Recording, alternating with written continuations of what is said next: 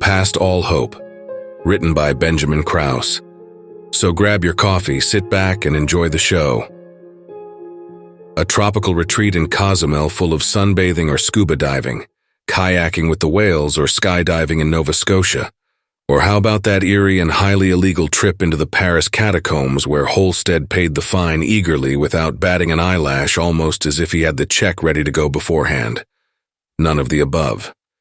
This year, the eccentric CEO of global gaming conglomerate, Leon Holestead, chose the coldest, darkest, and most desolate landscape imaginable for his leadership conference and team-building seminar. Besides the locale, it was the same old thing. Two teams guided by Holestead with a series of lectures and dumb tasks. The only reason people came were to get in good with the boss and see the sights. Sights that would be woefully lacking this year. As always, it was all expenses paid. But that didn't make Gretchen Knight feel any better about it. Nor, it seemed, did that seem to matter to those others forced to go on the outing to Alaska's Mount McKinley. McKinley was president just before Roosevelt. The good one. Harlan Ross lectured to himself and those designated to Red Team, which consisted of Gretchen, Harlan, and 4 other poor fools. Blue Team had it easy, as they didn't have a know-it-all like Harlan to keep them company. He got shot by an anarchist. Good thing, too, or we wouldn't have had old Teddy. You know, they should have named that mountain after Teddy, or William Seward. After all, it was Seward that bought... For the love of God, Gretchen sighed as she laced her climbing boots, already longing for her high heels back in the hotel room. Just stop already. No one cares. The less you talk, the quicker these 3 days will go. Harlan ceased and peered down at the new global gaming conglomerate tablet in his hand, the GGC logo with a psychedelic-colored palm tree next to it. Do you all think we'll have Wi-Fi signals up there? I heard this thing reaches pretty far, but this seems a little extreme. Aren't you in the programming division? Gretchen hoisted a large red pack onto her back. That should be a question you'd be able to answer yourself. I do games, not whatever this is. Harlan turned the tablet over several times. With any luck, Leon Holestead interrupted them, that will run out of juice before the end of the second day. Come on, Harlan, it's all part of the team-building experience. Put the technology away and embrace your natural instincts. Put trust in your fellow man.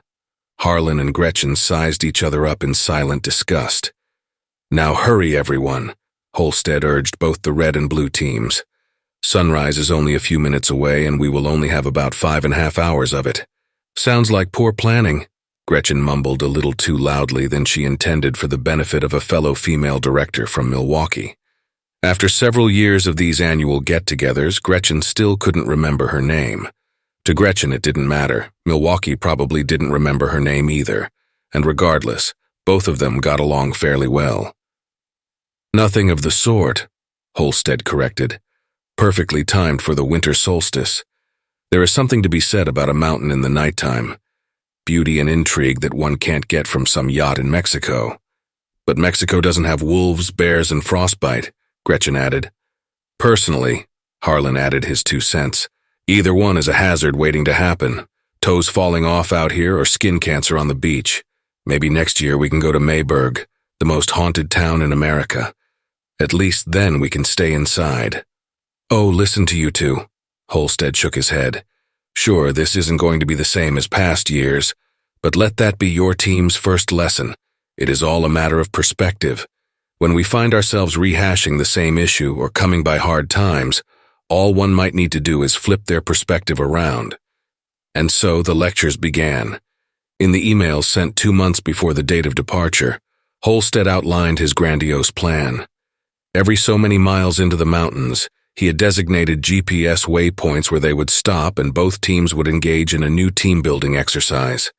Each one was accompanied by some all-important seminar about an aspect of GGC's expectations and goals. Usually Holestead got away with his unbearably cheesy rhetoric, but in the cold with snow past their shins, his employees were less than enthusiastic. Despite wearing gloves, Gretchen's manicured fingertips were already beginning to dry out and crack. The long treks between waypoints proved that progressing up the mountain was strenuous and more difficult than even Holestead seemed to expect.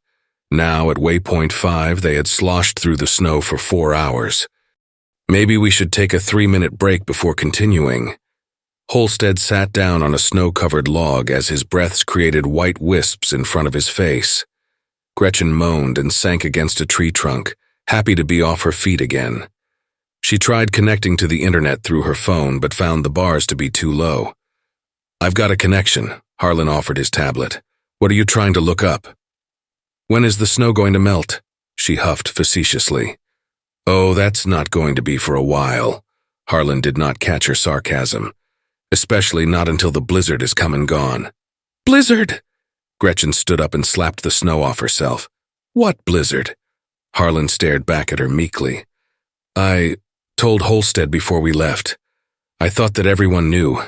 Before he could finish, Gretchen trudged through the snow as quickly as she could toward the eccentric CEO. "You all have done a beautiful job so far. If only Red Team could garner so much enthusiasm for—" Holestead paused when he saw Gretchen approach. "Gretchen, what may I do for you?" "A blizzard?" Gretchen crossed her arms and tucked her numbed fingers into her armpits. "And you knew?" Now, Holestead gave a weak grin. "I know how it sounds, but it's only a little storm, and won't be coming around till about midnight. By then we'll already be tucked in and—" "A little storm?" A balding man on Blue Team groaned as others approached to listen in. "There's no such thing as a little storm." "It's not that bad," Holestead reassured. "I checked the weather reports beforehand and I vote we go back down the mountain now while we still have daylight." Gretchen raised a hand. "Who's with me?" "All right." Holestead gave in after several persons on both teams nodded in agreement with the upstart. "How about this? I can't force you all to stay given the conditions, but if you do, then I'll add to your Christmas bonus." "I can take the group back that doesn't want to stay." Harlan entered the conversation late, still wielding his tablet. "I've been setting up GPS waypoints every 50 feet or so. We could follow them back like a trail of breadcrumbs." "Hey," a short redhead from corporate asked, "I want to hear more about the bonuses." Holestead stood up straight. "Let's say 3,000 for everyone who stays. An extra 500 if you try to have a little fun while you're here too." Seeing that the tide turned against her, Gretchen threw up her hands. "Are you people seriously going to go along with this? Do you know how cold it will get?" Some people shifted their weight, unwilling to give up the promised gifts. Holestead sensed this and added, "I guess we better get moving before the storm gets here then. Just a couple more checkpoints and I promise that we can tent up for the night and get a fire started. How about it, teams?" Everyone except for Harlan and Gretchen relented. As everyone prepared to get on the move again, Harlan whispered to Gretchen, "You know, we can still head back. He said we could go." Considering her options, Gretchen realized that grinning and bearing it through the cold, she would be able to maintain sanity by sticking close to people she could get along with. However, if she departed, then it would be several hours of listening to Harlan drone on and on about topics of zero interest to her. Gretchen did not reply, but rather pushed past him and toward the front of their group. As twilight peaked hours later, their group stopped for the final team exercise of the day. Like most of Leon Holstead's group activities, this too was juvenile. Harlan and Gretchen had to participate as a duo in a trust exercise. Holestead tied a blindfold over her eyes and instructed Harlan to guide her around trees and drifts to grab a flag, then back again. The activity went more or less well for others, but Gretchen found following Harlan's verbal commands to be as painful as pulling teeth. "All right, turn." Harlan attempted a third time. "This way?" she said, placing an arm in front of her to keep from running into anything. "Right. No, I mean correct. No, turn back." Harlan bit his upper lip. "Turn to your 3 o'clock." 3 o'clock? Gretchen tripped on a buried rock and fell face first into the snow. "God damn it, Harlan." She tore the blindfold off and stumbled back onto her feet, snow leaking down her collar as she did so. For a moment, Gretchen felt like crying with frustration and hatred of the mountain. "Give me real directions, idiot." "I did!" Harlan took a step back to avoid her wrath. "It's like the hands on a clock. 12 is straight ahead, 6 is straight back." "Shut up." Gretchen threw the blindfold into the snow and returned to the group. "Just shut up. I'm done." "Okay." Holestead looked to the others. Point goes to the blue team. Better luck tomorrow, Red. I think this is as good a place to set up camp as any other. Does everyone remember who their tent companion is? Harlan high-fived a fellow programmer, as others less enthusiastically paired up. To Gretchen's pleasure, she got the director from Milwaukee. So, Gretchen, have you ever set one of these up? The theory that Milwaukee might not remember her name got thrown out the window. Too long ago to matter, Gretchen replied. Tab A into slot B? Something like that. Milwaukee shrugged and took her pack off with Gretchen. As her bunkmate took out the camping gear, Gretchen noticed a lace snowflake pinned just below Milwaukee's collar. Is that standard issue now? Gretchen gestured at the addition to Milwaukee's garment. Haha, no. Milwaukee tapped the snowflake. My niece made that. Told me to wear it when I was playing in the snow. Little kids in their innocence, right? Yeah, right. Gretchen let the conversation drop. Kids were not, and would never be, a subject matter she found worth pursuing in conversation. Both continued their banter as they took out the tent and camping materials, each woman longing to be wrapped up in a warm blanket again, far away from here. After several minutes of struggling with a red nose and chilled fingers to boot, Gretchen was no closer to achieving her dream of warmth. She looked over her shoulder at the others and found Harlan and his companion already zipping up their completed tent and jabbering about a new virtual reality game design. Can you believe those two? Gretchen grumbled to Milwaukee. How can they pretend that this isn't one of the most miserable things they've ever done? It helps when you have ADD. Milwaukee stomped a stake into the snow, nearly knocking herself off balance. Is everyone done yet? Holestead called out from where he'd started a campfire. If you are, come gather round for a quick presentation, then we'll delve into another part of good old-fashioned Americana.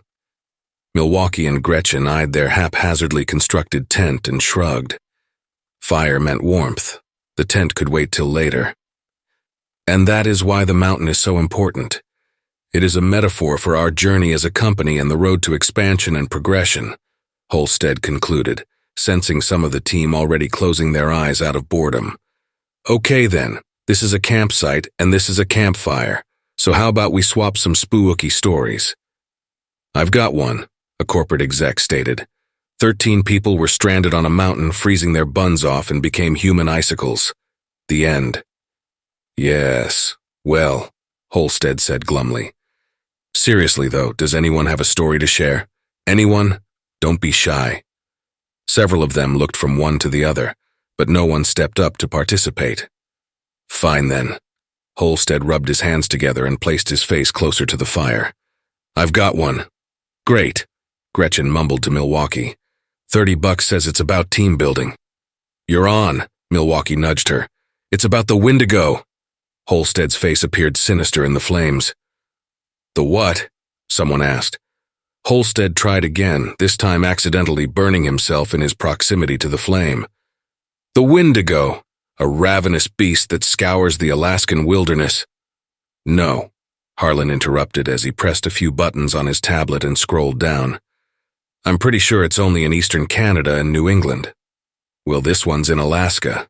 Holstead tried ignoring him, and has been seen right here on Mount McKinley. When? Harlan raised an eyebrow. I can't find anything on that. It doesn't matter when. Holstead did his best not to break character, but now he began to crack. It only matters that it happened, right here of all places. It doesn't matter? Harlan repeated. Of course it matters. How am I supposed to verify the story if I don't have the details? You're not supposed to verify it, Harlan. Holstead sighed and tossed a stick into the fire. The twig crackled and popped as his voice took on a more exacerbated tone. Spooky stories aren't supposed to be true. They are supposed to be fun. Oh. Harlan put his tablet down, then whispered to the person on his right. How is something supposed to be fun if it isn't true? Moving on. Holstead ignored Harlan and proceeded uninterrupted. The Windego was once a man, a gold prospector, who got lost with his team up in the mountains. For weeks they tried shooting game or trying to find their way back to civilization, but to no avail. The storms were too thick and the temperature was so cold that the triggers of their guns froze in place. All the men grew weak and weary with no food to comfort them, After a month, their skin pulled against their bones, causing them to look like haggard skeletons. Gretchen leaned against the trunk of a tree and closed her eyes, less than amused at Holestead's attempts to frighten them. An idea stirred in the prospector's mind. Holestead tried his best to look menacing in the flames, but for the most part failed. Not all of them were going to survive, he surmised, so it was only a matter of luring one away to fill his belly. So when the sun went down, the prospector led one of the men away from the others and down a ridge. He throttled the poor man and ate to his fill.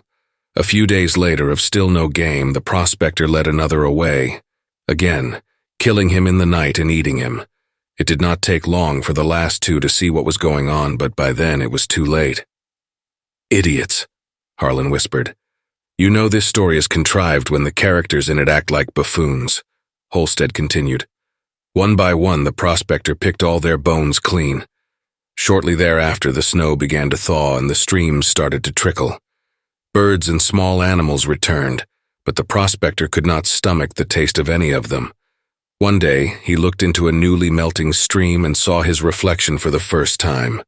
What once was a man was now a misshapen creature with glowing yellow eyes, razor-like fingernails, and skin so taut that it looked like dried leather. Native Americans gave him a name, the Wendigo. "You mean a Wendigo?" Harlan prodded the campfire's flames with a stick. "I mean, there isn't just one. Like I said before, it's an old legend from out east, some dumb pioneer tale to warn against cannibalizing." "And there goes the punchline, thanks again, Harlan." Holestead shook his head, then recomposed himself for the real conclusion to his story. "And the Windego has eaten lost campers ever since." "I don't get it," Harlan interjected. "He was just a mortal, right? Why is he still living?" "I don't know. Magic?" Holestead shrugged. "It's just a story, Harlan. I made it up. It was just a campfire story, for fun." "Oh, forget it. All right, everybody. I guess you all want to get some sleep." Holestead hung his head and flicked some snow into the fire. "Though I strongly suggest better attitudes in the morning. This trip could be a lot of fun if you just give it a chance." Later that night, curled up in her sleeping bag, Gretchen dreamt of a continental breakfast in a hotel whose heater was turned all the way up. It comforted her to know that the trip was almost half over, and then it was back home again. A part of her wanted to feel sorry for Holestead, but at the same time it was him who made these bad plans to begin with. Wind whipped through the pine trees as the blizzard picked up in speed. More than a few times, Gretchen heard a branch snap and come tumbling to the ground far off. In their tent, she and Milwaukee were shielded from most of the wind's icy cold blasts. Despite the howling of wind, sleep wasn't impossible to attain. Boom! Milwaukee and Gretchen sat bolt upright at the sound like an explosion. Through the howls of the wind, a rumbling sound approached. The closer the rumbles got, the more their tent shook violently from side to side. "What is that?" Milwaukee's face drained of all color. "I don't know." Gretchen listened intently as campers unzipped their tents and walked out. Tree limbs snapped near them. A pained shout rang out after a branch plummeted downward. "Oh God," someone said. "It landed on their tent." "Quick," Holstead's voice commanded through the storm. "Someone help me get this off of them." "Should we go and help them?" Milwaukee asked, crawling over to their own zipped door. Gretchen latched onto Milwaukee's wrist to keep her in place. "No. It's too dangerous." The rumbling grew louder, and now came with the distinctive sound of cracking timber. A scream uncleared their minds fully. "Avalanche!" Milwaukee's eyes widened and looked to Gretchen, but before any words could be said, their tent's roof caved inward. Everything happened so quickly that it was all a blur to Gretchen. One minute Milwaukee returned the clutch Gretchen had on her wrist, and the next both of them were crushed by several 100 pounds of snow. Before the avalanche struck them, several screams had begun, but were all abruptly cut off in one fell swoop. In a confusing blur, Gretchen and Milwaukee were swept up and tumbled head over foot in the ripping vinyl of their tent. Their bodies twisted and rolled, but yet their hands remained latched tightly together. Cracks and snaps, both near and far, joined in the rumbling of the avalanche, and Gretchen felt a spike of pain jam through her left arm. Though the pain ripped through Gretchen's body, their hands remained locked. In one of the violent rolls, the tent ripped apart completely. A heavy mass of snow and ice swarmed around them, cutting off their screams. Their descent down the slope slowed, but not until one more quick jerk that caused that put Milwaukee just below Gretchen. Finally, the movement of the avalanche ceased and the two women were left in iced-over silence. Snow covered Gretchen completely, compacting tightly about her body. She tried moving her legs or arms, but found that she was so deeply buried that movement was impossible. Only her fingers were able to move, and then only the tiniest bit. Elsewhere, Milwaukee must have come to the same realization as a deepening fear set into both of them. They were buried alive. In a claustrophobic-ridden panic, Gretchen inhaled snow through her mouth and nostrils, trying desperately to get a breath. The sheer cold against her face and body added to the pained desperation. She tried screaming, but more ice and snow fell into her mouth with the effort. Milwaukee flexed her fingers around Gretchen's hand multiple times, no doubt out of the same miserable hysteria that overtook her companion. No matter how desperately they tried, the snow would not allow them to budge from its freezing cold prison. Somewhere over top of her, something scratched and crunched through the snow. Was someone coming to get her? Gretchen tried crying out again, but whoever tore into the frozen ground seemed not to notice. As suddenly as it came, the sound disappeared.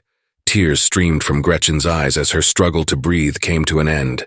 Her breath grew shorter and shorter until her lungs realized there was no more oxygen to take in. Gretchen's heart raced as her throat and air passages locked up. Wide-eyed, Gretchen felt her body give in to suffocation. Things grew calm as the panic subsided along with her will to fight. Gretchen's body grew weak. This was it. This was how the story ended. Milwaukee's grip loosened for the first time until her quivering fingers became perfectly still. The weight of the snow crushed in on Gretchen's body, so she closed her eyes and waited for the inevitable. As she faded out of consciousness, a faint crunching came from above, followed by a relief of weight and pressure over her head. There was another sound. Someone spoke to her. But with snow in her ears, Gretchen couldn't make anything out. Still with her eyes shut, Gretchen felt like sleeping.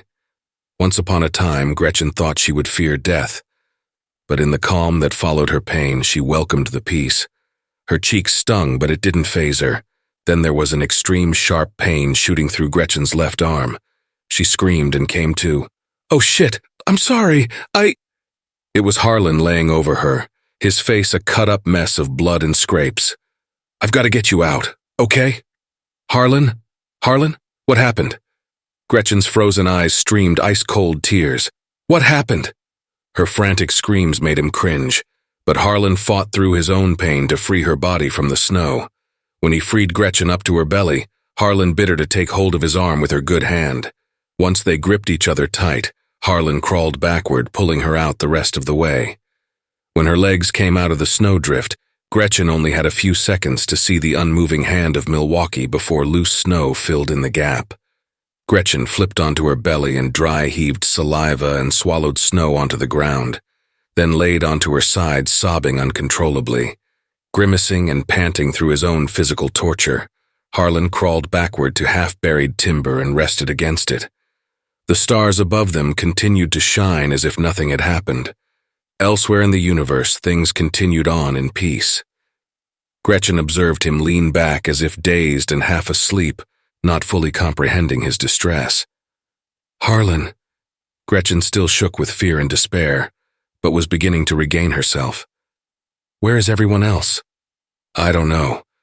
The avalanche knocked me out, but I assume somebody else made it."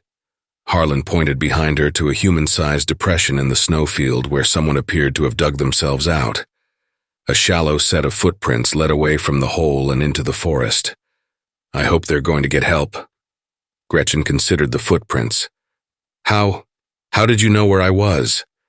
"Pieces of a tent shone through. I just dug in hoping to find someone," he admitted. Gretchen cast her eyes to the ground. "Thank you. You saved me." Harlan ignored the sentiment. I almost didn't have enough energy to do that. Working under adrenaline, I guess." The snow inside her sleeves and clothes caused Gretchen to tremble, but she fought through it. "Harlan, we need to get the others out." She attempted to rip into the snow like Harlan had done, but stopped as she shrieked from the pain in her arm. "You're going to have to do it. My arm. I think it's broken. Harlan, they need us. Harlan wiped his cheek and gestured to his right leg. I told you, I'm done. At first, Gretchen didn't see what he was getting at. More careful observation, though, brought to her attention a jagged white protrusion sticking through his poofy blue pants. She was horrified by the sickly white bone covered in smatterings of red blood. A piece of her mind denied the sight entirely. We have to try! Gretchen cried out of frustration. Regardless of the protests, her arm allowed her no leverage. They're dying. Maybe they're trying to crawl out like you did. We have to help them. I tried climbing a tree when I saw the avalanche coming. I never got fully covered, only beaten up pretty bad. Harlan hung his head in silence for a few seconds. You were almost gone when I found you. There isn't anyone else. We're it. Along with whoever was able to dig out and walk away. When he finished, Gretchen pounded the snow under her feet as a new wave of desperate screams and crying took over. No, she was under here with me. I felt her. We have to try.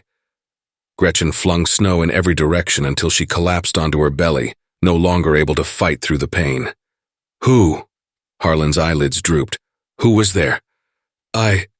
Gretchen paused and trembled with a new wave of grief.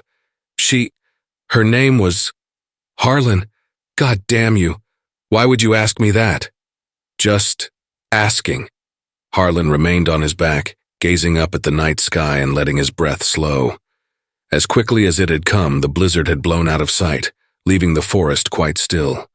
A thought occurred to him and he quickly sifted through his pants pocket for the tablet. After taking a look at it, Harlan let it fall to the snow. The tablet screen was fractured in several spiderweb patterns, and its frame was cracked so severely that internal damage was a certainty. What do we do? Gretchen tried to recompose herself. Do we just wait here? No. Harlan shook his head from side to side. We have to find some sort of shelter or get to civilization or we're going to freeze to death. What? She choked through sobs and shivers. How are we going to do that when you have only one leg? Do you think that you can support me if I leaned on you? Harlan slowly hoisted himself up, using the tree behind him for support. It'll still be hard, but it's the best way. Shouldn't we make a splint for your leg first?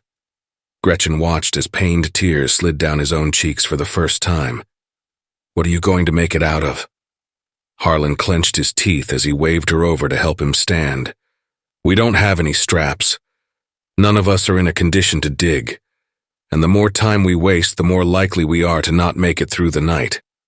Gretchen nodded and stood. We follow the footprints then? How do we know whether the person who made them knew where to go?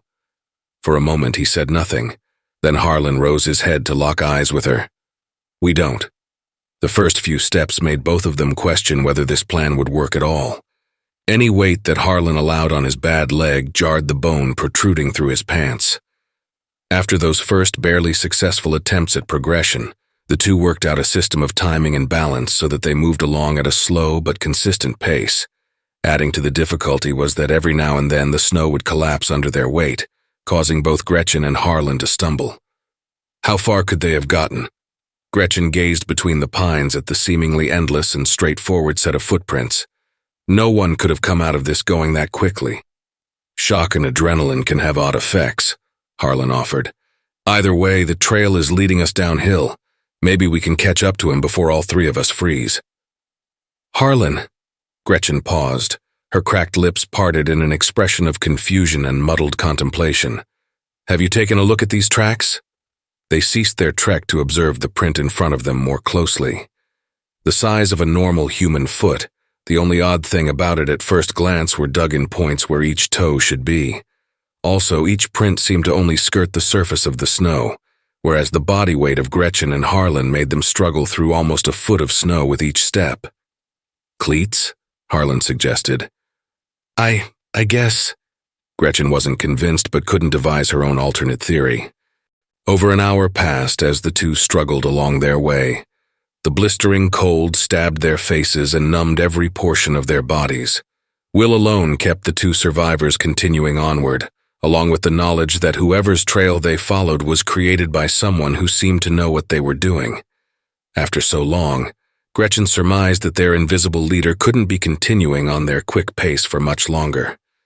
Every now and then, Gretchen mistook the shadows of looming pines up ahead as being their elusive trailblazer.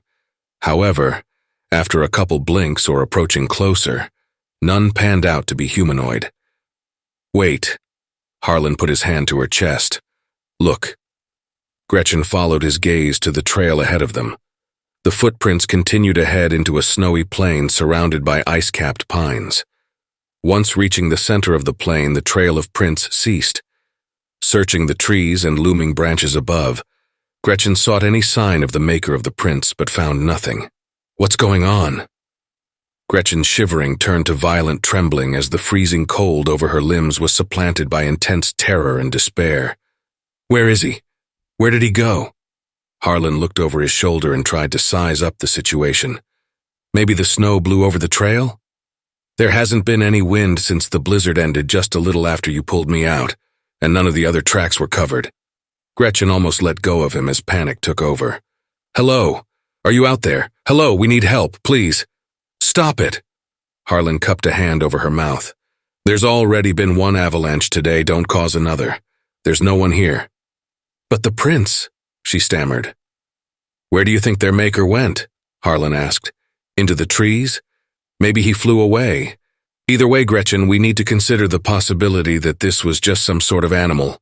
Her eyes bulged. "But you said." "I was wrong. It took a lot for him to admit to such, but at this point he had run out of options. We should turn back. There's no shelter here, and maybe we can dig up something useful in the morning." "Along with the dead bodies of our friends," Gretchen protested. "Someone crawled out of the snow. I heard it, and we saw the evidence. He's here. He has to be." Despite his pain, Harlan remained patient with her. "Then point him out. Gretchen, face it. There's no one." He stopped in mid-sentence. The causation of his hesitance did not go unnoticed by Gretchen either. A sweet, peppery smell wafted into their nostrils, the scent of a meal in preparation. "No one," Gretchen repeated. "Come on, they have to be close." Taking him by the arm again for support, Gretchen led them over the top of a hill away from the strange footprints. She followed the scent and felt a surge of energy pass through her, such that Harlan had to squeeze her arm to slow Gretchen down. Standing atop the hill, a small cabin built against the hillside came into view.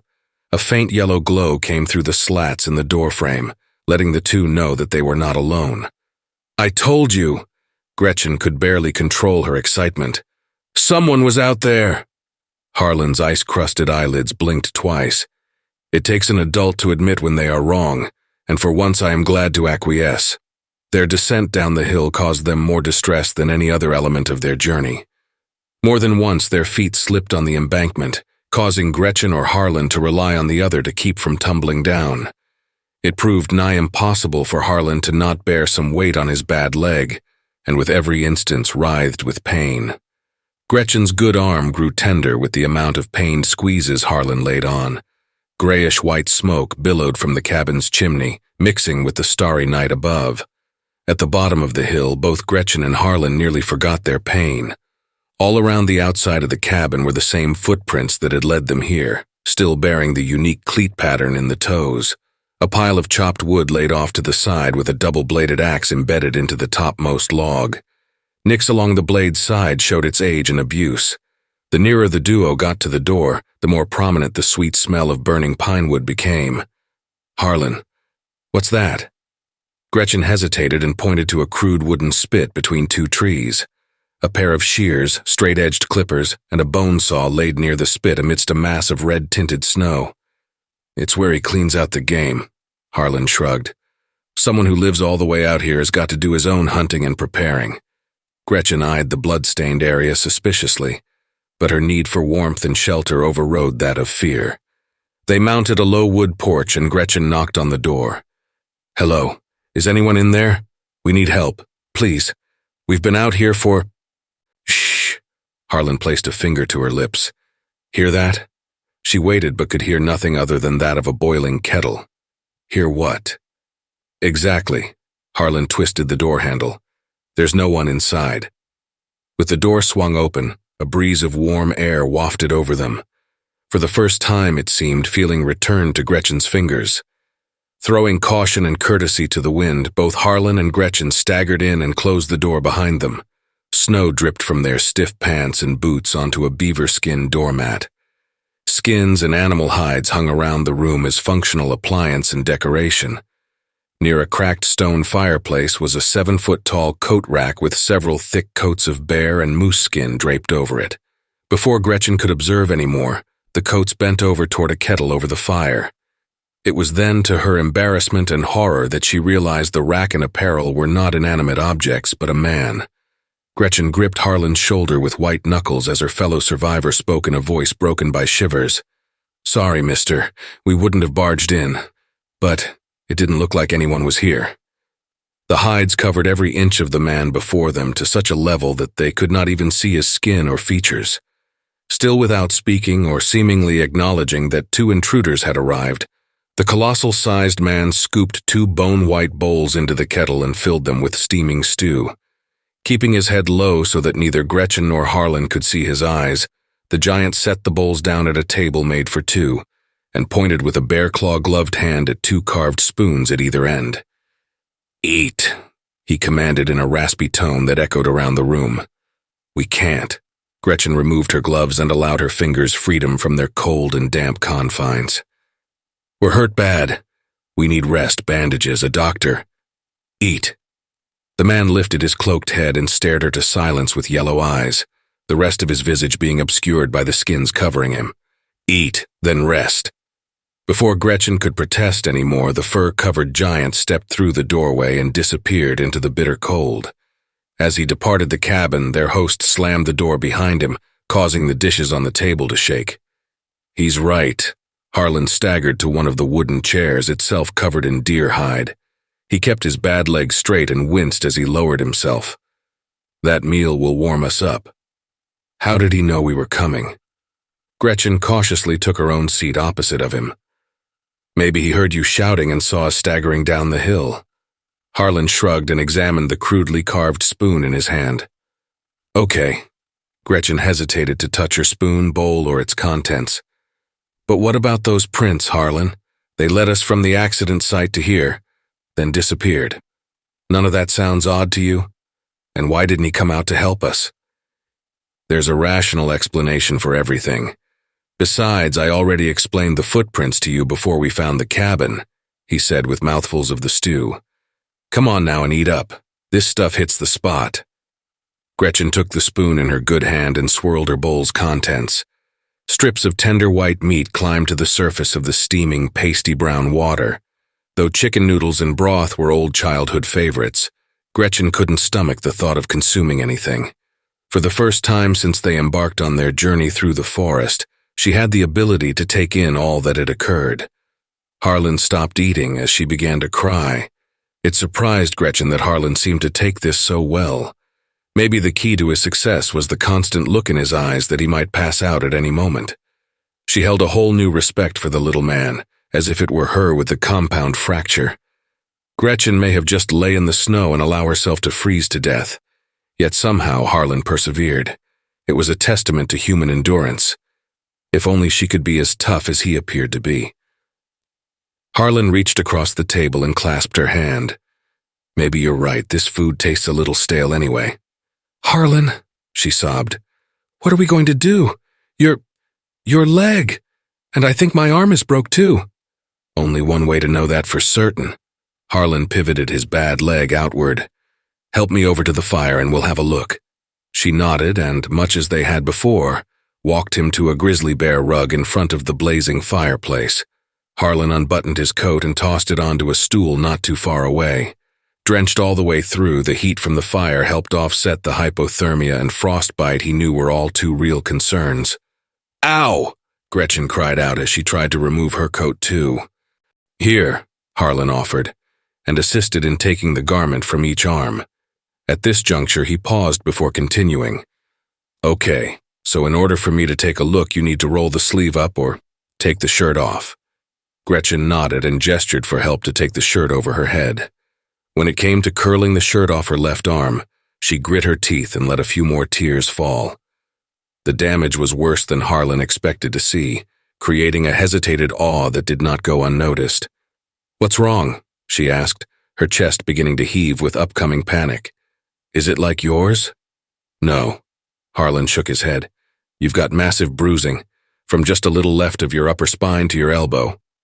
"Only bruising," she sighed. "That's not bad." Though he could have given a wordy description of the mass of black and purple on her backside, Harlan thought better of it. "No, it's broke, and probably more than one bone too." "Shit." Gretchen buried her head in the nook of her good arm. "What am I supposed to do now?" "Well," Harlan tried not looking at the jagged bone protruding from his own garment. "It's only logical that we have to do our best to sleep until the master of the house returns. There's nothing more we can do other than make sure our bodies get warm and nothing falls off." "That can happen?" She shot bolt upright. "Take your boots and socks off," Harlan suggested, "so you don't have to find out." After helping to remove Harlan's boots and socks, Gretchen took 2 musty-smelling blankets from a bed that didn't seem to have been slept in for decades. When placing the blanket on him, she noticed Harlan wince and move his broken leg out of the way. "We need to do something about that," she said, diverting her gaze from the exposed bone. "Not right now," Harlan waved her off. "We'll wait for our friend to return, then get our bearings first." Gretchen nodded and took a place on the opposite end of him. Laying down again, she felt the bruising on her backside that Harlan had said was there. Unlike her arm, this was a dull throbbing that lessened once she was laying down on her side. In normal circumstances, using a wood floor as a pillow would have been less than ideal, but after all she'd been through, Gretchen didn't notice. She found sleep nearly impossible to achieve. When pain wasn't keeping her awake, thoughts of nearly dying under the snow did. After a while, Gretchen heard Harlan begin to snore. With nothing but the firelight and the stillness of the cabin to keep her company, Gretchen made closer observations of her surroundings. There was something not quite right about their present situation. What were the odds of some loner living all the way out here? Then there were the tracks which led from their demolished campsite to here. What had the owner of the cabin been digging up? And if he knew that they were coming, then why didn't he help them to the cabin in the first place? Then there was the question of where he'd gone just after they arrived. None of it made any sense. Adding to her sense of discomfort was the dawning realization that almost everything in the house was made out of some sort of animal part. It was like lying in a one-room house of horrors from another century. Or was it a house at all? With no windows, the cabin seemed more to be a wooden prison. The cabin itself looked barely lived in, with cobwebs and dust covering nearly every surface. Straining her head around just a little, Gretchen caught sight of a door they hadn't seen before. Even though it faced the hill from whence they came, she did not recall having seen an entrance to the building from that side. Before she could examine it further, Gretchen heard the front door creak open. Panic-stricken, Gretchen closed her eyes and pretended to sleep as the owner of the property entered. Even with her ear pressed to the floor, she could not hear the heavy footfalls that must have been there. It wasn't until she felt hot breath on her hairline that she realized the fur-covered entity had bent over just beside her. With every exertion of effort, Gretchen kept her breathing normal and continued to pretend. The straining worked, and she felt the breath disappear. Unable to tell where their host was now, Gretchen continued to keep her eyelids shut. Minutes later, pretending became reality, and she joined Harlan in sleep. "Gretchen, wake up!" A familiar voice prodded her foot. She bolted upright so quickly that Harlan thought something terrible were happening. Gretchen's lightning-like jolt jammed her broken arm into the brick of the fireplace, causing her to wince and tear up. Sunlight shone under the thin slat below the front door. She blinked several times and rubbed her eyes to see more clearly. What was that all about? Harlan gaped at her, owl-eyed. The fire burned bright with new logs added to it, a sign that their host must have come back in the wee hours of the morning. The unmistakable aroma of evergreen from the burning pinewood logs mixed with that of bacon still sizzling on a skillet, while Gretchen considered how to answer. She thought back to the strange occurrence a few hours before. Nothing. Still riled up from yesterday, I guess. He nodded his understanding. It could have been worse. There's this true story about a rugby team that were in a plane crash on a mountain. They had to eat their dead friends to stay alive until they were rescued. Gretchen covered her mouth and held back another retch. "Why would you mention that right now? What's wrong with you?" "Sorry," Harlan shrugged. "I just hope that our friend will make a reappearance so that we can get our bearings." "About that," Gretchen began, but then noticed the food cooking in the fireplace in front of them. "Did you do that?" Harlan shook his head. "Our mystery host has cooked and disappeared again. Best not let it get too burned though, right? If this is going to be anything like last night, he won't be here in time to stop it from burning." "Have at it then." Gretchen crawled out from under her blanket and retrieved both of their coats. "I couldn't stomach anything yet even if I wanted to." She placed the coats near the fireplace to dry them, then took the skillet out of the fire and laid it next to Harlan. The savory scent of the bacon didn't seem quite right to her. Like the cabin, there was something that just didn't sit well with her about the whole thing. "Did you stop to consider where a hillbilly gets his bacon from when there are no farms or grocery stores around here?" Gretchen asked as Harlan peeled a strip off the skillet and tore into it. "You could be ingesting squirrel. Then it's the best squirrel I've ever had."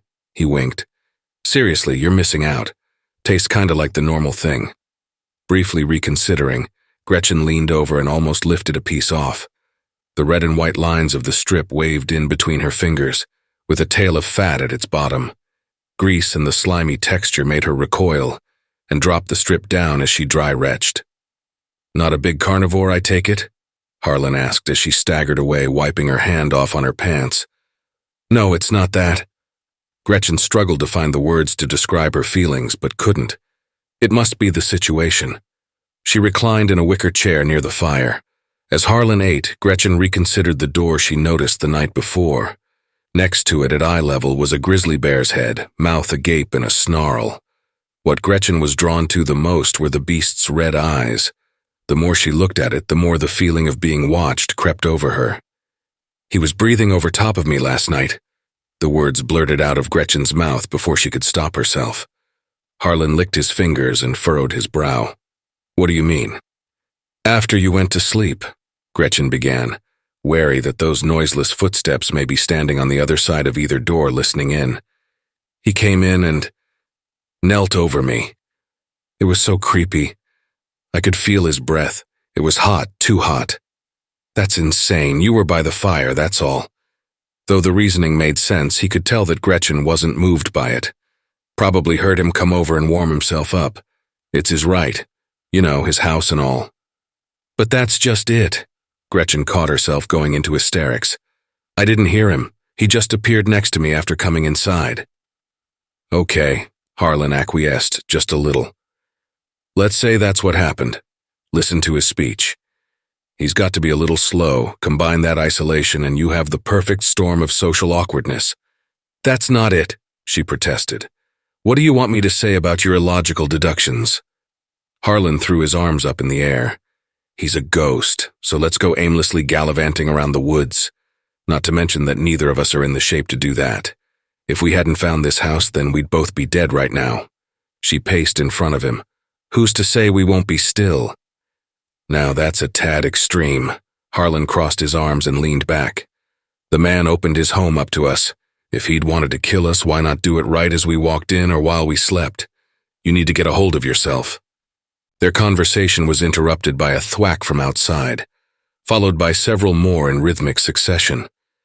Gretchen peered outside to get a glimpse of their fur-clad host. Working by the gore-covered spit, the owner of the house used a hatchet to cut away slabs of meat around the rib cage of a skinned animal. The creature's head and limbs were nowhere to be seen, but guts and entrails spilled on the ground told that the cleaning had happened recently. Another thwack from the hatchet flecked blood onto their host's fur-covered arm. Though Gretchen was sure that she hadn't made much noise coming outside, nevertheless, the yellow-eyed giant swung around after his latest thrust and stared at her. An awkward silence followed in which Gretchen and their host stared each other down. His yellow eyes scanned every inch of her, looking for something that Gretchen couldn't understand. "Friend, hurt," he grunted. "Yes, friend is hurt." At first, Gretchen had thought he was growling at her, but she understood enough of the noise coming from his mouth to answer. "Friend is hurt bad. Inside. Fix later." The response came in a guttural drawl. Well, we've been in there for a while and we're hoping to find out. Inside, he repeated with another thwack to the carcass, this time cracking through a rib. Once behind the closed door again, Harlan noticed all the color drained from Gretchen's face. What's going on out there? It looks like he's cutting up some sort of creature on that spit. She shook her head. I don't like it. He's so strange. I don't feel safe here, Harlan. We need to go. Harlan raised an eyebrow. We need to go because you don't like him serving Bambi for dinner? Maybe it's like Holestead said, you just need to change your perspec. Don't! Gretchen held out a hand to stop him. Just don't. It's too soon. He downcast his eyes. He's probably a hermit. Yeah, maybe he's not quite right in the head, but at least he's providing for us until we can get back on our feet. You're too trusting, she added. At this juncture, we don't have a choice, Harlan shrugged. It's kinda like the Kobayashi Maru. Either choice you make isn't a good one, so you just need to go along for the ride and roll with the punches. I'm not even going to pretend to know what you just said. Gretchen rolled her eyes, then pointed at the door next to the snarling bearhead. We should find out what he has behind that. Why? Harlan cautioned. Haven't you heard what happened to the cat? Besides, isn't there a fairy tale about that? Bluebeard or something? Yeah, Gretchen affirmed, and Bluebeard was killing people too. You're being irrational. Harlan laid his bad leg on a chair. If you're so concerned about it, why don't you open it? I suppose I will.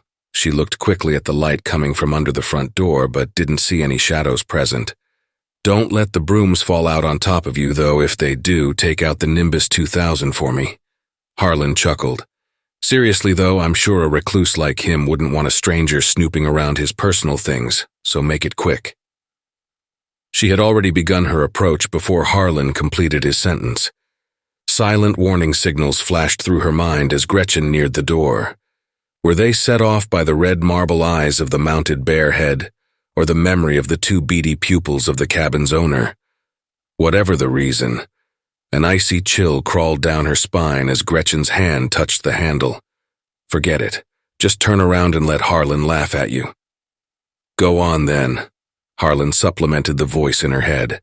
Show us all the terrible, horrible things the man keeps in his closet. Gretchen gulped and decided to ignore the warning sensations. Her fingers tightened around the doorknob and twisted. All that build-up for a locked door, Harlan shook his head. You could always ask him for the key next. No, I can't. Gretchen prodded the center of the knob with her fingers. There isn't anywhere to put a key. Put your back into it then. Harlan continued to jeer. Clutching the handle, Gretchen thrust the full force of her body weight against the door. Still nothing happened. She slammed against it several more times, but to no avail. It's locked, Harlan. Gretchen ceased her work as her left arm and shoulder began to ache with the effort. It's locked from the other side. Or he hasn't used WD-40 in a while, Harlan shrugged. Admit it, you aren't exactly in your peak amount of strength. Besides, how could it be locked from the other side if that is the only way in?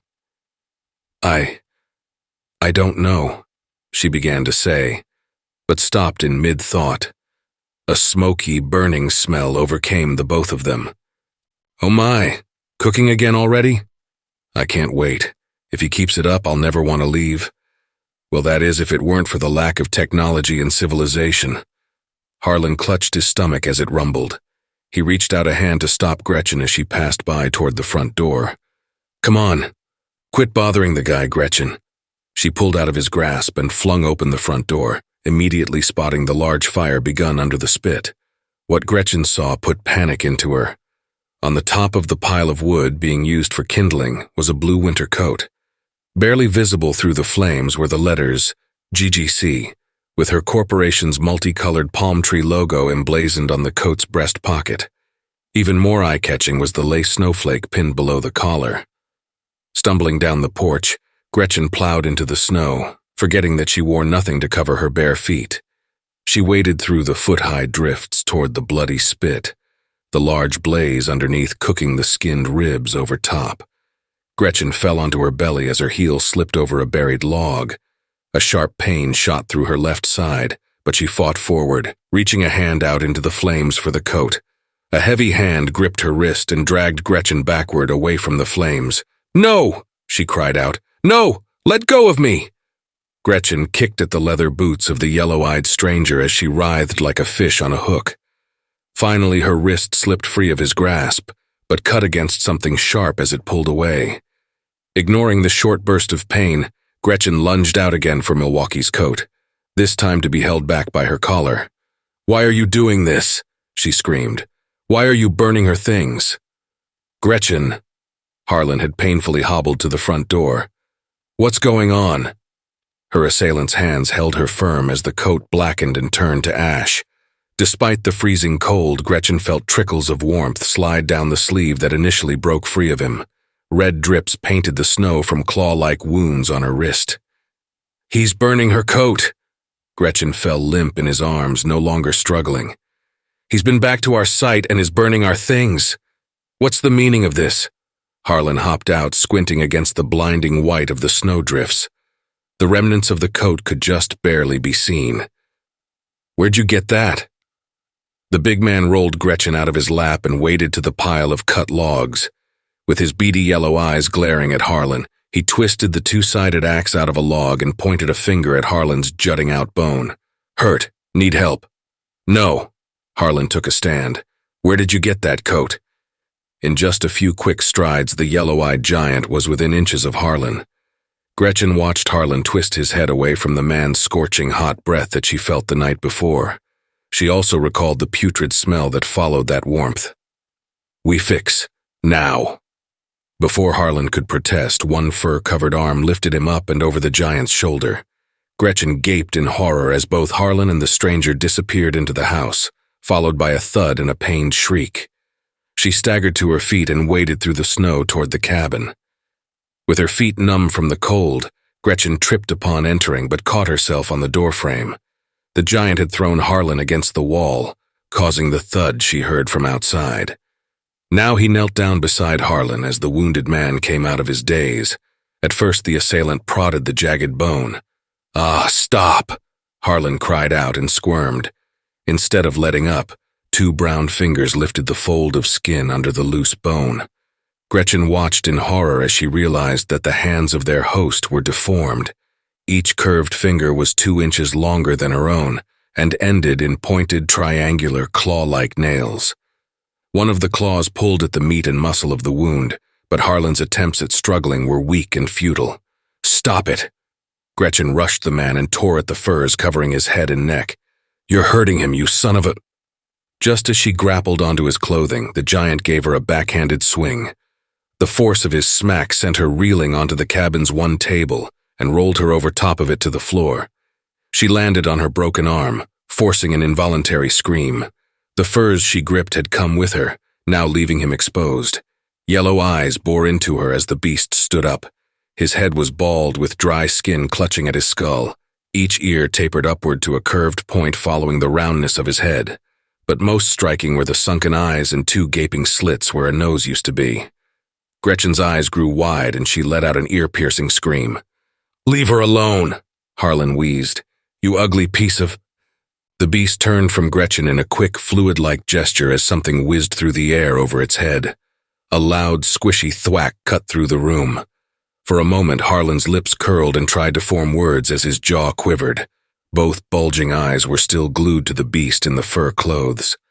Slowly, Harlan's gaze traced down the shoulders of the beast, to its arms, to its hands, and then to a wooden handle clutched between them.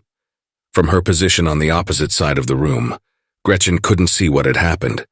Only Harlan's reaction as his eyes widened in silent terror. "I can't feel my—" Harlan ceased speaking and emitted a horrified series of prolonged shrieks. Wincing against the sound, Gretchen covered her ears helplessly. The beast reached down to where the axe blade was embedded and lifted up Harlan's boot. When the rest of his detached leg came with the boot, Gretchen's eyes rolled back into her head and she passed out. When Gretchen came to, she couldn't tell how much time had elapsed. No more sunlight came from under the door, but in this part of the country that could have meant as much as 2 hours or 6 had come and gone. Harlan still laid against the same wall as before, but now with his head slumped to the side, apparently also having collapsed into unconsciousness. Gretchen tried moving her arms, but found that her wrists were tied behind her backside. A throbbing ache from her broken arm caused the onset of a migraine, compounded by the fact that she could do nothing to stop it.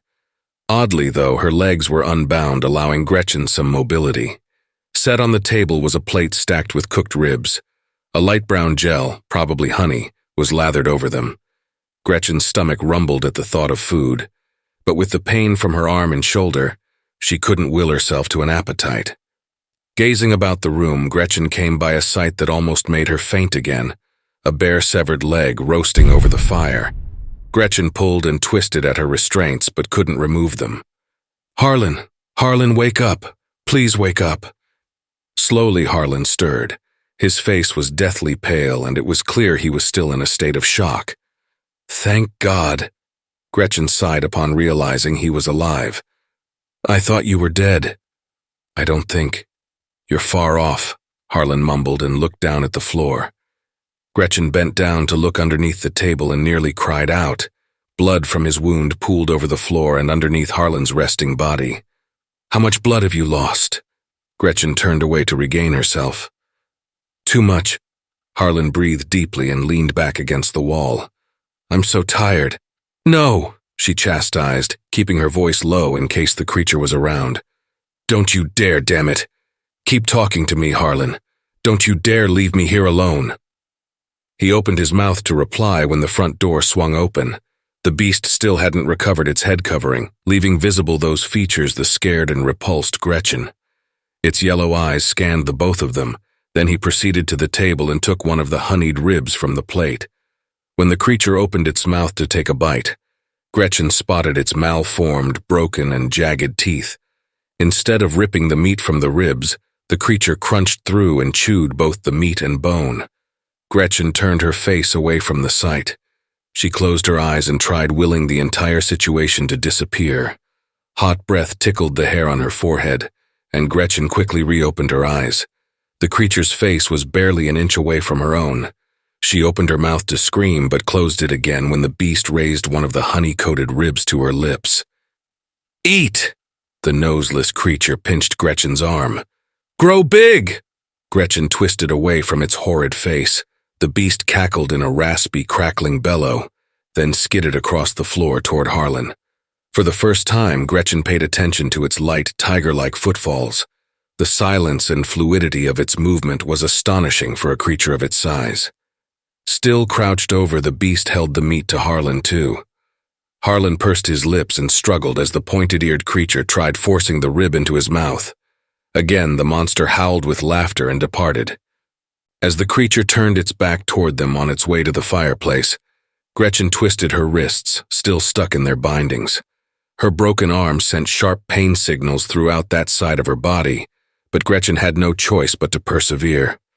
Rubbing her wrists along the splintery sides of the log wall behind her, Gretchen felt the bonds begin to release. All the while, she kept an eye on the beast at the fire. Using its claws, the creature checked the condition of the roasting leg. With a quick swipe, the giant took the limb from fire and sunk its teeth into the big toe. Bones crunched and snapped as the beast chewed and swallowed. When the creature's eyes fell onto her again, Gretchen paused in her work, half afraid that it had hurt her. For a moment, the entity gave her a suspicious look and wrinkled its face. Moving its jaws and tongue around in circular motions, the creature finally opened its mouth and pried out a piece of toenail stuck in between its teeth. The beast approached Gretchen one last time and lifted her chin with one jagged claw. It turned her head from side to side as if checking for something, then stormed out the front door. Gretchen waited for a few seconds before attempting to dislodge her restraints again. "Harlan, are you still there?" she asked. A tear fell with each time her bad arm rubbed against the wall. "Yeah, I'm here," he replied, still as if in a daze. "If I came over there," Gretchen began, "do you think that you can undo my bonds?" "I can try," Harlan nodded. "No promises." Gretchen waited to make sure that their host wasn't returning before standing up and making her way to Harlan. His hands reached for her restraints, then froze.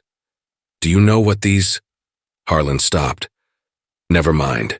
Just don't freak out when you see." Every time Harlan tugged on the binding, Gretchen cringed. This whole thing was a nightmare. She cursed Holestead for ever bringing them up here, and cursed the snow for not having killed her outright. "What is he?" Gretchen asked, trying to take her mind off of the pain. Harlan paused, then continued working as if she hadn't said anything. "If he's not human, then what in the hell is he?" She tried again. "I don't want to speculate on something like that." Harlan kept to his work. "I'm not capable of naming the impossible?" Gretchen completed his sentence. "Do you think that he could be what Holestead was talking about?" "Wendigos don't exist," Harlan sighed. "How can you say that?" Gretchen sniffed back tears. "How can you say that when he did this to you?" "Because I don't live in fantasies," he mumbled. "This isn't a fantasy. This is a goddamn nightmare." Tears fell, but with her hands behind her back, Gretchen couldn't wipe them away. "Do you think I want this to be real? Do you think I want to die?" Harlan interjected. "Be served up on a plate." Gretchen felt the bindings loosen and sighed. "He was eating one of us. You were eating one of—" "You don't know that," Harlan snapped. "You don't fracking know that." Gretchen placed her hands in front of herself and saw a purplish red mark around both wrists where she'd been bound. She turned around to thank Harlan when she saw the bindings by his side. "It's sinew," Harlan explained, "from some animal he killed." "How do you know it was an animal?" Gretchen shuddered. "You don't know that." He glared at her. "And you don't know that it wasn't. How is it that you can still be a skeptic?" She knelt by him and motioned to the leg that was no more. "You saw him cooking you!" "Don't you understand?" Harlan screamed himself to tears. "If this is a cannibal like you say, then I did it too. Damn it, Gretchen, stop talking about it." It was then she realized that Harlan wasn't meaning to imply that she was in the fantasy world, but that he was. The little man was pleading with her not to break his delusion, a self-protecting mechanism. Perhaps it was the only way for Harlan to maintain his sanity as he followed the white rabbit even deeper into hell. After his outburst, Harlan laid his head back and closed his eyes, seemingly to shut out the whole world around him. "I'll get us out of here," Gretchen whispered. "I promise." Against her better judgment, Gretchen let him sleep. There were no weapons in the room or anything that she could break apart to make a worthy offense. Whatever weapon she came up with would need to deal a quick and strong first blow, or else the strength and ferocity the beast used on her before would turn on her again. A beast? Gretchen considered the description and found it wanting. The more she thought about their captor, the more one word kept flashing through her mind. Windego. Irrational? Maybe. But where Harlan couldn't fathom it, the belief kept Gretchen going. It gave her a foundation to stand on, something that made the situation less confusing. The only area not searched was the cabin's mystery door. Gretchen tried its handle only to find it still locked from the other side. She turned to Harlan again, who remained still with his eyes closed. For the first time, another thought crossed her mind. She could run. Yes, that meant leaving Harlan behind, but maybe she might make it to civilization before freezing to death. It was a shot in the dark, but might work. What about the Windego? Snow left trails, and the Windego already proved that it could traverse the frozen fields with ease. Leaving would only hasten her demise. No, if she and Harlan were to survive, the Windego had to be defeated. That meant getting through the damned door. As Gretchen slipped on her socks and boots, she considered the deteriorating condition of the cabin's features, the musty blankets, the dusty interior, and cobwebs in the corners. If the house was as old and decrepit as it looked, then there was a chance to get through the door after all. Standing back, Gretchen kicked it as hard as she could. The frame shook, but other than that, nothing happened. With even more force, she laid into it again. This time she heard a whining creak in the wood. "Come on," she murmured and slammed her foot into it several more times. The creaking grew louder and more pronounced, until finally the wood frame splintered and the door gave way. Gretchen's heart pounded as she gazed at the dark void beyond the door. Even Harlan looked up to observe the new development. Cold air rushed through the space, causing Gretchen to reach for her coat before entering. "Wait," Harlan wheezed. "Gretchen, you may not want to see what it has in there." "It's the only way," She crouched next to him. "And I have to know—" Harlan nodded. "If you hear it come in, don't turn back. It'll know now. There's no telling what it might do." "You're calling him an it now?" She clasped his hand. "Just hurry," he ignored her, "and be prepared for the worst." Stepping through the doorway was like walking into a demented Narnia. The closet opened into a craggy, cavernous void. Rusty tools that looked weathered with age and disuse rested on shelves or bent hooks. A hollowed-out section of the wall to her immediate left tapered to 2 red points, the marble eyes of the bear trophy. She peered into the space and saw the fireplace and table clearly, though through a red tint. "He's been watching us," Gretchen whispered to herself. "But this wasn't put here for us. My God. How long has he been—" She backed into a cabinet with loose doors. Gretchen jumped away as a dusty glass jar fell through one of the swaying shutters and smashed to pieces on the floor. Bending low, Gretchen took a handful of its contents and held it up. Teeth. 20 human molars in her hand alone, with over 100 others strewn amongst her mess. Gretchen chucked them away and listened to them clink along the floor and walls. Gazing back to the swaying doors of the cabinets, she spotted at least 20 other jars, each full of the same macabre trophies. Gretchen clasped onto a rusted hammer which seemed to not have moved from its place on a shelf top for decades. Making her way through, her boots no longer thudded onto wood but dirt and rock. The secret to the inner locked door was now revealed. No one was supposed to access this space from the inside of the cabin, but the outside as it opened into a cavern that went under the hill beside the dwelling. A few more steps further and her boots stepped onto a surface that cracked and popped.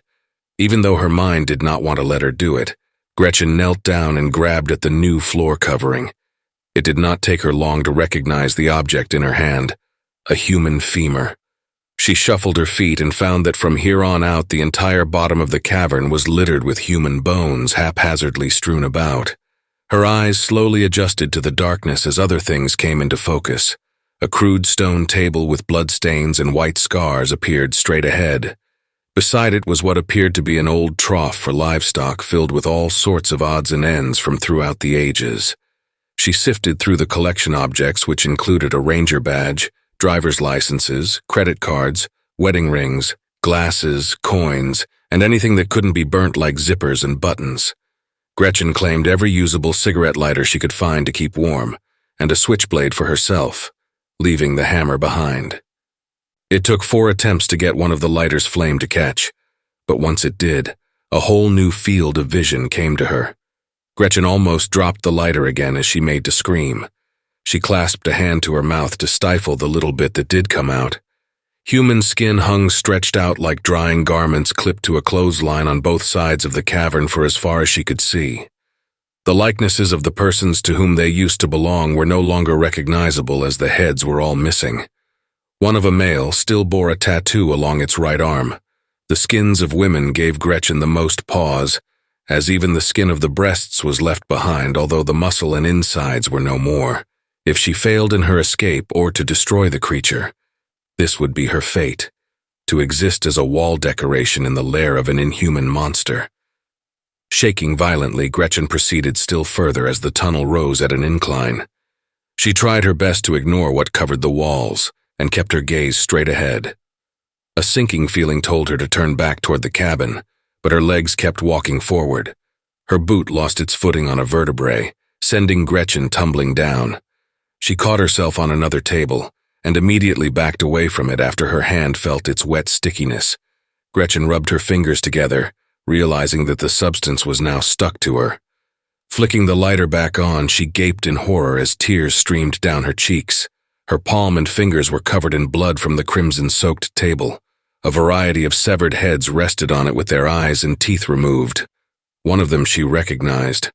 Matted with blood, Milwaukee's brunette hair clung to the sides of her face, just another head among many in various states of decay. "Air! Air!" The shriek was unmistakably Harlan's, Gretchen's warning that the beast, the Wendigo, had returned. Her heart raced and panic flooded her body. Upon entering, the creature would realize that she had departed down its lair of the macabre. What would happen then? Would the beast immediately rip her open and feast then and there? Or would it sever off one of her legs to keep her a while like Harlan? She had to think fast, or the alternatives would certainly end here. Hanging in the cave. Despite the light-footed steps of the Wendigo, the scattered teeth and broken glass at the entrance to the tunnel betrayed its approach. Gretchen only had a few seconds now before it would see her. She looked around for a place to hide, but the only area immediately around her was the gore-covered table of severed heads. Gretchen got down on her hands and knees and scooped herself under the fixture, keeping a lookout through a small crack on the poorly constructed table's paneled left side. Approaching from the darkness, two small yellow orbs appeared. Seemingly unattached to anything, the orbs floated in midair until the black outline of a body came into view. Gretchen pulled away from the crack, fearing that the Wendigo's glowing yellow eyes had seen her. Instead, the Wendigo appeared to be following the sound of Gretchen's rapid thumping heart pounding inside her chest. Gretchen covered her nose to hush her breathing and tried to take calm and collected breaths to still the panic setting in. "He hasn't found me yet," Gretchen said within the confines of her mind. "Just remember, he hasn't found me yet." The Wendigo approached within inches of her hiding place and halted. From under the table, Gretchen could see that the beast no longer wore its leather boots, and instead walked upon its bare feet. What Harlan and Gretchen once foolishly mistook for cleats were curved daggers on each malformed and twisted toe. Even the rest of the beast's feet were mutated, with the foot being a slim sliver in the minutest form of its human equivalent, and a thin heel just above a pronounced ball for an ankle. The beast turned toward the table and sniffed the air in snorting noises. Gretchen heard one clawed hand remove one of the heads from the table, followed by another snorted sniff. "Oh my God," the voice in Gretchen's mind quivered. "He smells me." As the Wendigo lifted yet another head, Gretchen frantically sought an alternative method of escape. Clutching the switchblade in her hand, she clicked out the blade and stabbed at the Wendigo's heel before it could react. The blade sunk deep into the tendon, causing a gaping wound that made the creature utter a horrific, echoing howl unlike anything else heard on this planet.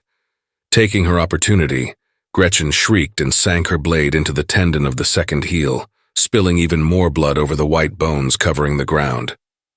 Gretchen clambered out from under the table as the Wendigo fell backwards, shrieking angrily in a series of snarls and gnashing of teeth that made a cacophony of sound in the narrow cave.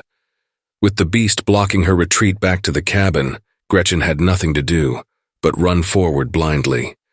The cigarette lighters jingled together in her pockets as she sprinted with her hands out to keep from running headfirst into a wall.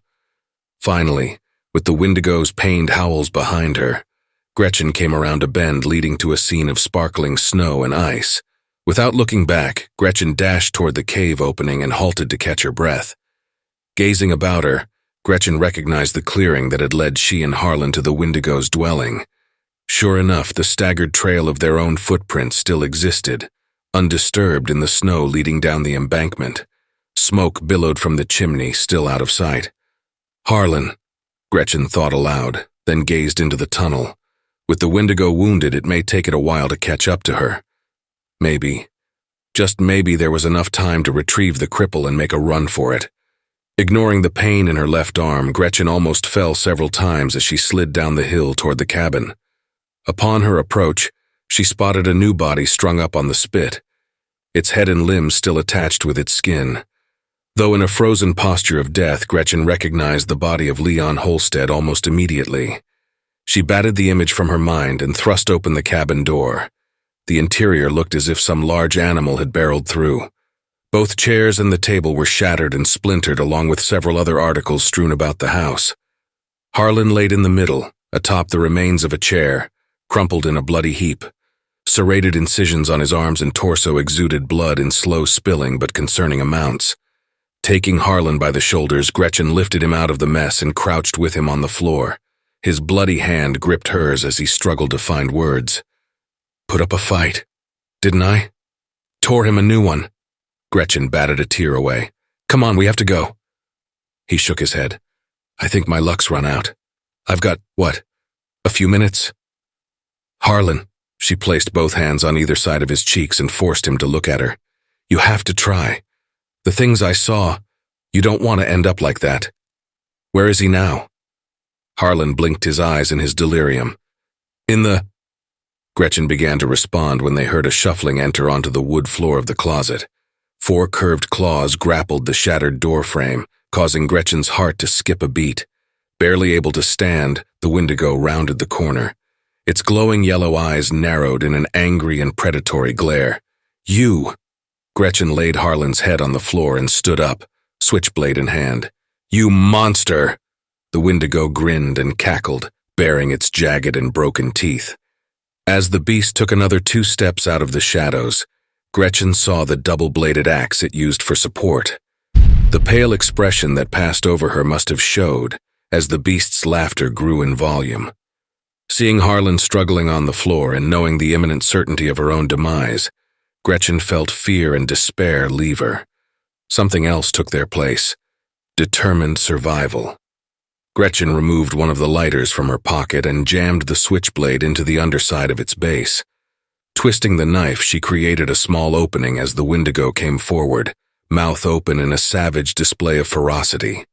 Before the beast could wrap its claws around her, Gretchen took a step backward and flung the lighter's fluid onto the creature's chin and fur coat. Smelling the substance on itself, the Wendigo flinched, then renewed its attack. Dropping the axe by its bleeding feet, the Wendigo wrapped its claws around Gretchen in time for her to have opened up the body of another lighter. The hands of the creature felt like dried leather against her neck and shoulder. Unable to raise the lighter while the Wendigo had her arm pinned, Gretchen felt herself get lifted off the ground. She twisted and struggled to no avail. The beast opened its mouth, exposing its rancid breath, and lunged for her neck. Thwack! The Wendigo dropped her abruptly, howling as it sank to its knees. Dazed, Gretchen squirmed away from the monster's claws, then saw what had happened. Harlan, in a last burst of energy, drove the axe blade clean through the Wendigo's already gashed open left heel, severing most of the foot from the leg. Crying out in an ear-splitting set of shrieks, the beast clutched at its appendage, cursing in a language that neither human could understand. Taking her opportunity, Gretchen struggled to her feet and closed the distance between she and the creature. Ruined lighter in hand, she turned it upside down and spilled the little bit of lighter fluid into its mouth. The creature spat and swung its arms savagely, raking Gretchen across the belly, sending droplets of blood onto the floor. Clutching the fresh wound, she removed a Zippo lighter and flicked on an orange flame. The Wendigo grabbed her ankle and forced Gretchen to the ground, where it pounced onto her chest. Taking her by the neck, the Wendigo applied pressure, drawing blood and letting the red goo seep between its claws. How about... Gretchen gagged and choked. A light! She rose the open flame to the Wendigo's chest. In a sudden torrent, the spilled lighter fluid ignited, sending flames up the beast's chest and up toward its mouth. Gretchen felt her hair singe as the flame sparked an inferno along the Wendigo's lips and inside of its mouth. With its grip on her released, Gretchen rolled away. Quickly, she took the musty blanket once used to cover herself by the fireplace and threw it on top of the writhing creature. Almost on cue, the covering combusted into flame, engulfing the creature entirely. The Wendigo somehow managed to stand, grabbing at its burning garments, but unable to tear the thick fur off. In blind fury, Gretchen grabbed a broken table leg and slammed it into the Wendigo's side, sending it tumbling into the fireplace. Taking the switchblade, Gretchen released the fluid in the remaining lighters and splashed their contents upon the cabin's floor and walls. "Harlan," she shouted above the horrid cries of the beast. "Wake up, we have to go." Still not stirring, Gretchen took him by the arms and dragged him away from the thrashing flames. A sickly smell of charring flesh came with black smoke that issued from the Wendigo's frantically convulsing body. Dragging Harlan's body quickly away before a stray flame licked his leg, Gretchen looked up and saw the eyes of the Wendigo glaring back at her. No longer yellow, the pupils were an uncanny black. Along with the blackening long ears pasted to the creature's scalp, the beast looked like a demon climbing its way out of hell. Flames traced the paths of the lighter fluid up the walls to the ceiling, creating a yellow-orange canopy. Harlan's weight made Gretchen's progress to the front door frustratingly slow. Hairs on the bear trophy twisted and curled with the encroaching flame as the dwelling became an inferno. Nearing the door, Gretchen watched in horror as the black-eyed demon waddled toward them. The creature was so engulfed in flame that one could not see any distinct or recognizable features whatsoever. With arms outstretched toward them like a zombie, the Wendigo took 3 more steps before a groaning sound came from above. Weakened by the fire, the stone chimney tilted toward the roof of the cabin, then tumbled down in a cascade of granite and cinders, crushing the Wendigo underneath. Gretchen kicked open the front door and took Harlan out the rest of the way. The cold winter air was a blessed reprieve from the furnace from which she had just come. Taking him under the armpits, Gretchen carried Harlan off the porch and several feet away into the snow. Sweat from her forehead dripped down the bridge of her nose as she laid Harlan against logs from the woodpile. Harlan's eyes were closed in the calmness of sleep. She placed a finger on his wrist to check for his pulse, but realized that through her gloves she wouldn't be able to feel it anyway. Wrapping her arms around him, Gretchen gave the unconscious man a hug. "We made it, Harlan," she wept onto his matted hair. "We got him." 2 hours later, the towering flames died down. The roof and one wall of the cabin caved in completely, leaving only an outer shell still burning like the wick of a candle. Gretchen gazed at the hypnotically flickering orange light, not even realizing the passing time. In one hand she clutched Harlan, who still hadn't awoken, while in the other she gripped the switchblade. Ice started to form along her cheeks where the tracts of her tears had not been wiped away. After everything she had seen, everything that had happened, it was hard to fathom a path from here. "How much longer until they send someone out looking for us?" Gretchen asked Harlan. "You're the one that knows everything." She cast her eyes up to the starlit night sky. In the endless sea of celestial orbs bordered by the tops of tall pines still outlined in snow, it was difficult to believe that such horrors could have taken place directly below it. Who would believe her story? Would that even matter? Gretchen flicked the switchblade open and closed in rhythmic manner, just so its clicking could add something else to the mundane atmosphere. Where should she go from here? Maybe when Harlan woke up, he might be able to provide some insight. For the first time in her life, Gretchen was deciding she didn't much like being alone without someone else to help make the decisions. She chuckled to herself. Maybe I shouldn't have burned the cabin down. She gazed back up to the night sky and considered the stars again. Some of those pointed in certain directions, right? Perhaps that could help. Was one supposed to look for the Big Dipper or the brightest star in the sky? Maybe she should just find one of them and follow it. First, she should rest. Harlan was already way ahead of her on that.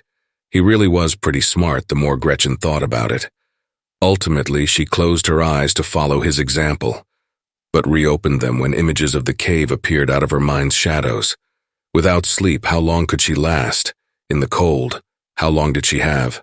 Harlan would know, if only he'd wake up. "Ooh-woo!" The cry of a wolf startled her. Of course, there were other predators in the forest. "Ooh-ooh!" Another called out from somewhere else. The beasts were communicating with each other. Someone had found prey. A deer, rabbit, whatever else didn't hibernate this time of year. Gretchen heard sniffing to her left. She slowly turned her head and saw one of the wolves at Holestead's strung-up body. The gray canine prodded the carcass with its nose. Out of necessity, Gretchen allowed her eyes to close. She controlled her breathing as to not draw attention. Another animal approached. She could hear its paws hit the snow as it came down the hill. She waited a while longer, then heard the squishy sounds of fangs tearing into flesh. In silence, Gretchen's bottom lip trembled as more tears flowed from her closed eyelids. The sounds of tearing meat filled the night air. Unable to stand it anymore, Gretchen opened her mouth. A scream rattled the mountain's landscape for almost a mile, but no one was around to hear it.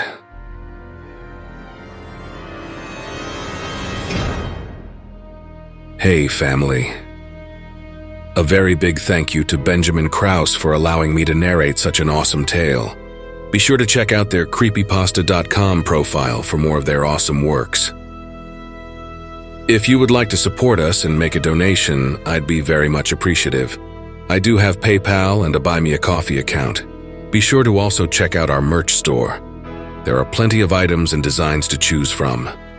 If you enjoyed this video, then why not check out the next one? Here, On the right-hand side, you can also follow us. All my socials and all my other links are contained within the Linktree link below. Take care, everyone, and I hope you all have a wonderful and peaceful night. And don't forget, where fear is, happiness is not.